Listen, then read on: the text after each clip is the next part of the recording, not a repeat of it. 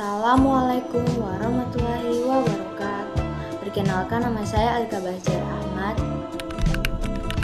Saya dari kelas 4. Di sini saya akan mempresentasikan tugas akidah akhlak tentang meminum khamar. Saudaraku yang dirahmati Allah, hari ini kita akan merenungkan sebuah perkara yang sering dianggap sepele, namun dampaknya begitu besar dan sangat merusak, yaitu khamar. Segala sesuatu yang memabukkan dan menghilangkan akal. Di zaman modern, bentuk-bentuk khamar semakin banyak. Minuman keras, oplosan, obat-obatan yang disalahgunakan, bahkan zat lain yang dipakai hanya untuk mencari sensasi mabuk. Karena itu, penting bagi kita untuk memahami mengapa Islam begitu tegas melarang khamar dan apa saja bahaya yang mengintai jika seseorang terjerumus di dalamnya. Saudaraku, khamar bukan hanya arak, bukan sekedar wine atau bir. Rasulullah SAW bersabda, setiap yang memabukkan adalah khamar dan setiap khamar itu haram. Berarti apapun bentuknya, minuman, makanan, obat-obatan, cairan, atau zat yang membuat seseorang tidak sadar, semua itu termasuk khamar. Islam memandang akal sebagai anugerah yang sangat mulia. Dari akal, kita dapat membedakan baik dan buruk, benar dan salah. Maka sesuatu yang merusak akal tentunya akan merusak kehidupan. Allah Subhanahu wa Ta'ala berfirman dalam surat Al-Maidah ayat 90-91. Wahai orang-orang yang beriman, sesungguhnya khamar, judi, berhala, dan mengundi nasib adalah perbuatan keji dan perbuatan setan. Maka jauhilah agar kamu beruntung. Perhatikan kata Allah, jauhilah, bukan sekedar jangan minum, tetapi jauhi. Larangan ini bukan hanya membatasi hidup kita, tetapi untuk melindungi kita dari kekacauan yang sangat besar. Mengapa khamar sangat berbahaya? Pertama, karena ia menyerang pusat kesadaran manusia, yaitu otak.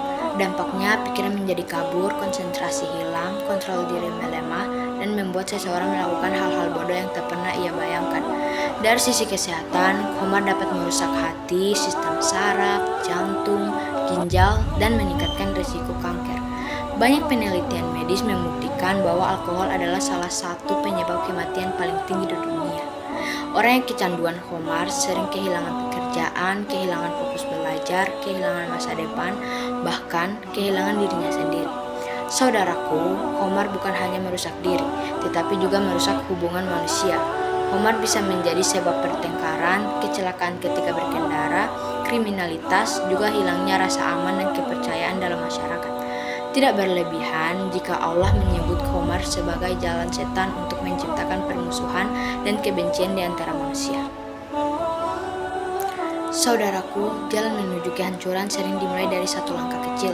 Namun, syariat sudah mengingatkan jangan dekati khamar, karena siapapun yang mendekatinya lama-lama akan hanyut di dalamnya.